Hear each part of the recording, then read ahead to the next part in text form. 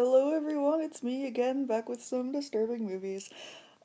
So I think I said this in the last video too, but like since it's been such a long time, it kind of like reset the whole thing, but I will, once I finish all these movies, I will like make a whole list. Um, Whether that'll be a whole other video, maybe I should do that actually, because maybe my opinions have changed a bit, because it's been like at least like 3 years since I started this whole endeavor. Um, but if not more, I don't remember. Uh, but yeah, we'll start with 100 Tears this round. I don't think it was good or disturbing. The gore was fun, but I can't remember like anything. It's I feel like it's nothing I haven't seen before, and like people compare it to Terrifier because it's like Killer Clown with a ton of gore, but like it's boring. It's like I know it came before Terrifier, but it's like Terrifier but boring. And like I mean you could argue the original Terrifier is boring-ish, but like it's short enough. Art is funny. This clown, like, what is his deal? I don't know. And I don't care. The music was good. I do remember like three-ish songs playing by the same band, and I knew one of them. I think the credits one. And I'm like, who is this? I don't know. I'll look it up later. I haven't looked it up since then. Anyway, next, actually, this round, this was the first one I watched, and that was Come and See, and that was both good and disturbing. And this is a war movie, um, about a boy who is in the war. That's all I'll say. I say the war, but like it's I can't remember which war. World War II, probably. It's been a while since I watched this one. I don't know. Like I'm not a war guy. I'm not like a history kind of person. Um, but this one, yeah, it was fucked up. There were a couple scenes I remember. I don't want to spoil exactly anything till it'll like ruin the impact if I describe exactly what's happening, but there's one scene where like they're running and he kind of turns around and that like if you see it like just with that you'll know when it happens. Yeah. I thought I didn't like war movies, but really I've come to like discover that I like anti-war movies because they're more like realistic, brutal. Okay, next is Capture Kill Release, and I'm biased because I love found footage. Like, that just automatically makes it like way more fun to me. I'm gonna say not disturbing but good. It's brutal, not the most brutal. I did really like it though. I had a great time. Um, Honestly, I would consider it like a horror comedy.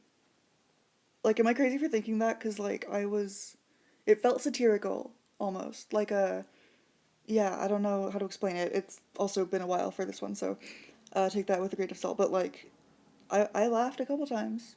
I'm not gonna lie. Oh, I forgot to give like a little synopsis. It's about a couple who wants to um, murder someone just to see what it's like, and like their relationship with each other is kind of complicated. Not complicated, just kind of not in the best place.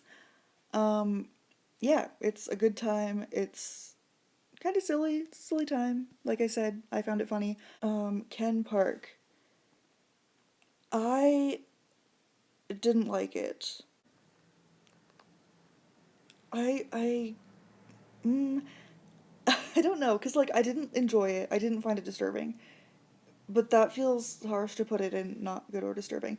It has its elements of like that's fucked up, but it doesn't make me feel anything, if that makes sense. It's like, yeah, that's bad. You know what I mean? I don't know. It's like, yeah, it's kind of slice of lifey, which I'm not a huge fan of. And there was also just like too much sex for it. I mean, for me in it. And like I don't mind sex scenes. Um, Even like rape scenes can be done tastefully. Maybe that's a lie. I don't know. But just sex in general, I don't um totally hate, but I feel like this was just like a lot. I kind of felt the same way about it that I felt about Dogtooth. Just like and like to an extent Salo's been a while. That was like the first well, not the first disturbing movie I watched, but like it was pretty early on. I was like, okay, everyone says this is disturbing. I'm gonna. Sorry, I'm like stammering a lot. I just got inside from like skiing, so um, yeah. Anyway, I'm gonna keep it there because I truly didn't. really feel anything about it. It opens with a bang. Haha. And also, that kind of ties into the title, which, like, did that really have to do with anything? I don't know. I don't think so. I don't get it. Maybe it's like, I'm not gonna say it's not good. It's just not for me. But there are only 5 tiers here, so and we're cutting out the bottom one because I'm watching all of these. So yeah, next is Happiness, and this is a slice of life type of story where like I actually cared about the characters. This movie is like genuinely incredible in my opinion. It's there's nothing gory. It's not a horror movie at all. It's classified as a dark comedy, I think, but honestly, I found this like less funny than Capture Kill Release because that one's like kind of cheesy, but this one that's like actually labeled a dark comedy is like it's kind of too real, which I guess is kind of what makes it dark. I don't know. Um, but I mean, I did laugh at a couple parts, like when nobody could remember the one guy's name in the office. That was like, oh man, that's rough, but it's still funny. Stuff like that. And yeah, it's just this Dylan Baker friggin' killed it. Oh my god. um, I had only seen him in like Spider-Man and Trick or Treat. Um, and I was like, hey, cool dude playing some fun characters. This one, no. Like, oh man. um, so yeah, it's one line in the end. I'm not gonna say it. Jaw on the floor. Like, that's all I have to say. Oh my god. Okay. Oh, also the main woman in this, I can't remember her name. Not Amy Adams. Jane Adams. She was one of the pale-faced women in a series of unfortunate events, like the Jim Carrey movie. And if I remember correctly, Jennifer Coolidge was the other one. But that sounds super fake. I haven't watched the movie in a while. It's one of my favorites. One of my favorites from childhood. Anyway, tangent aside, Happiness, really good. So next is Henry, Portrait of a Serial Killer. And let's get him up there. This is about a serial killer. Duh. He's friends with just a regular guy. They're both like ex-prisoners, I think. They both were in prison together. And the friend of the killer, like his niece, I think, like gets involved. And yeah, it's a weird it's kind of slice of lifey, but like it's I'm gonna say not disturbing but good, even though I didn't love it. The ending shot is all I really remember because it's very bleak. Kind of like ooh, there's not a lot. There might have been some sexual assault because yeah, I feel like that might have happened. Um, but other than that, there's not a lot of shocking like in your face moments. Actually, is that a lie? I feel like in the beginning there were a couple. Maybe just go into this one without any of my um descriptions because I don't remember anything, but I remember how I felt about it, and that was that it didn't really disturb me that much, and I am I maybe I'll put it down here too because I like again I feel bad saying it's not good and like it's fine. Um, Definitely better than Ken Park in my opinion, or at least more enjoyable to me. Yeah, 100 Tears. If I'm doing this like in order, like within the tier, like 100 Tears is at the bottom. Okay, next is I Spit on Your Grave. I have some major beef with this poster for obvious reasons, but I can't deny it's iconic. Whoops. And I may be misremembering, but this poster is Demi Moore, I think. Because, like, it had a different poster originally, but then it got a re release, and then they put this poster on it. Which, like, I think it was a different title, too. I think the original title was Day of the Woman, which kind of slaps. Oops, that's not where that goes. Um, Actually, maybe that is where it goes. Or no. Uh, yeah, I'll put it there. This is how you don't do a rape scene tastefully, though. I was like, okay, is this gonna be over? Like, I was waiting. It, like, goes on. Because it's, like, a couple different people that are doing it to her, and it's like, okay, I get it. Can we please move on? Because, like, I feel like it was just kind of dragged out to, like, pad the runtime, runtime. um, yeah, I I didn't hate it. Um, I'm glad to have like the experience of having watched it because it's like iconic movie history, whatever. Um, but I don't know if I found the revenge satisfying. Actually, yeah, I do. I did. I remember now. Yes, a couple things were like yes. I sometimes get it mixed up with The Last House on the Left, which I the first like out of either of those franchises. Are there sequels? I say franchise as in like because there are remakes. The first one I watched was The Last House on the Left remake, and I guess if you're watching like if you watched all these videos in this series, then you would know that maybe. But that one I really liked. Um, it's been a couple years for that one too, so like maybe those scenes were a bit much also, but like the revenge part is what I really remember, and I was like, oh yeah, that slaps. Um, one shot I will say, one shot in I Spit on Your Grave, the original, is like so dreadful. Like I was like, oh no. When she's like just chilling in a hammock, and then like you can see in the lake, there's like the boat with the guys like coming up, and like that's not when they get her, I don't think, but like just that moment was still like ah, because like you know what they're planning. Unless you live under a rock and you've never heard of the movie, then you don't know what they're planning. But yeah.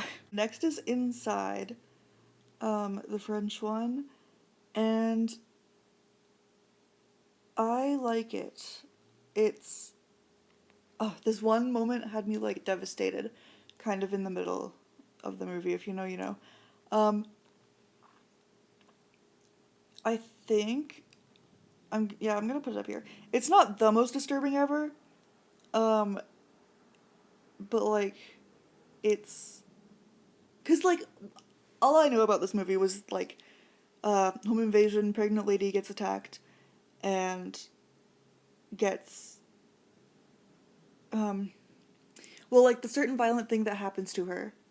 I don't want to spoil it, but like I knew that going in, and I'm like, oh, is that like all it is? That's not that bad. Like I could probably get through that, but there's more. I won't say what, but it has to do with like other people involved, not involved in the attack, but just like in the movie, and the motive. That was like, oh, that's a lot. Yeah, Megan is missing. Okay, this movie fucking sucks, dude. It's like I knew going into it the ending, some of the scary imagery, and like if you want to have a disturbing time, that's really all you need to know. Um, I'm gonna put it below 100 Tears because at least that one had some funky music. Um, yeah, I don't remember exactly, but I wrote in my notes every man boy involved, like character I mean, in this movie, should have died. um, it's just a bunch of misogyny and like apparently the filmmaker made it to like raise awareness about like trafficking, kidnapping or whatever. And it's like okay, but I watched the movie and I'm like okay, I don't really buy that. Yeah, like you can do that and make it disturbing, but just the way everything else kind of plays out is kind of it's suspicious. um Aside from the really scary stuff, I did like some scenes where she's like under a bridge filming because she's like talking to herself, kind of hanging out with like a teddy. I want to say I don't really know. I something like that, something like childish and cute. Um, and she's kind of just talking to the camera, and there's like you can kind of see someone behind her, like on the other side of like the bottom of the bridge, something like that. I can't remember, but I did like those shots. But like, yeah, it's not good. Um, if you've seen like any screen caps, um, I know one of them gets, or kind of both, actually. They both kind of equally, as far as I've seen, get used in like YouTube thumbnails a lot of like the most disturbing movies ever or like scary things. Um, yeah, it's if you've seen those pictures, then you've basically had a better experience than watching the full movie because like that was my experience going in. Like I knew all those pictures like from the movie, and it's like okay, that's I didn't really need to know anything else because the rest was just a waste of time. Next is The Girl Next Door. This one is just super depressing, and it mostly just made me really angry. I mean, I'm not gonna say it's not disturbing because it totally is. I will put it in both good and disturbing, but it's not like. It's another one of those where it's like, yeah, this is super bad, um, and like awful, but I don't really feel a lot about it. But I like it's yeah, actually, maybe I'm misremembering. I'm kind of like going off of vibes, like how I felt in the moment, even though like I don't remember any of the details. That goes for like most of these movies, because like it's been a couple months over the course of like watching all of these. But yeah, I think it's fair to put it up there. Yeah, because like the more I think about the villain, I'm not even like thinking about like what happens to the victim in this movie, but more like the situation. Also, it's based on a true story, so maybe that made it a little more like up there. Cause like yeah, as for like how they handled it, um, like acknowledging that, I don't remember if it was good or not in that sense, like respectful. You know what I mean? I know it's also based on a Jack Ketchum book, and like he was inspired by the story, and then the movie was made based on that book. So, um, I don't know. Uh, yeah, okay. The boys in this movie, the main character is supposed to be like one of the boys involved, and he's kind of not as terrible. I guess coming at this from an adult's perspective is like maybe being too hard on him because he is just a kid and he doesn't know like. I guess when you're a kid you don't know like what's gonna happen to you if you like talk about certain things. So I guess I don't like totally despise him. It I guess just from like the perspective of being a woman, it's like dude, bro. But more than anything, the woman, the main villain of this movie, is like insane. She I don't know if it was this one or an American Crime because I started watching an American Crime. I didn't finish it. Not because it was too much, just because like I think I was watching it like late at night and like my roommate was sleeping and I was like, okay, I can do this later. But then I forgot. So that one might be next if it's still streaming where I was watching it. But in one of them, I think the woman from Eden Lake was the the villain. And like to know that a woman did this, like to not only know how young boys are, and this woman just goes like, here's a girl for you to do whatever you want. Well, not whatever you want, but like, oh, that pissed me off so much. Oh, I hated her. I hate the boys too, but like, for doing it, cause like But man, yeah. One thing I didn't like was the ending. How I won't spoil much, but it's kind of melodramatic, where it's like, okay, like I felt like I was watching a movie. You know what I mean? It's like it like takes you out, and you're like, okay, someone wrote this to be like tear jerky or whatever. Um, so that was like whatever. But yeah, overall disturbing. Yes, good. Yes. Next we have Tokyo Gore Police. I really like this. It's kind of just a hell yeah, that's really cool movie. Not super disturbing to me. Um, I mean, actually, there was one. Yeah. The only thing I knew about this movie was like the crocodile alligator um person, which I won't go into detail on what that means, but like it's a pretty neat character design, not gonna lie. Um, but another character design um really freaks me out. There's like she's kind of near the end where her appearance changes a little and she's much more scary and I was like, "Oh, that freaks me out." um yeah, so that was a good time. Just a silly, not super silly. It's not like as disturbing or serious as like other like disturbing Japanese movies. This is more like fun, cheesy sort of vibes. I really liked it though. It's fun. And I think the last one on this list for this video is Vile. Where is he? Oh, there you are. Okay, this movie I also really liked. It's technically bad. I wrote that in my notes. I felt like as I was watching the movie, I was like, okay, it's technically a little bad, but I just really liked it a lot. It's so much fun. Um, there's, it's kind of like a Saw trap. It's kind of reminded me of like Saw 2, how they're all like in a house together. It's like that kind of vibe. Um, I hate to put it down here because I did have a great time with it. I guess that goes for like Capture Kill Release too, and I said it was good. I'll put it up here. Yeah. I don't know. Maybe I'd have to watch it again to like really like discover not discover like decide if this is like, do I like it a lot or is it actually like good? I don't know. That's kind of subjective. Um, Maybe I'll put it down here for now, just because there's not a lot of guys down here. Um, it's a really fun time. If you like Saw, you'll like this. I feel like um, the reveal of like who's doing all this was pretty fun.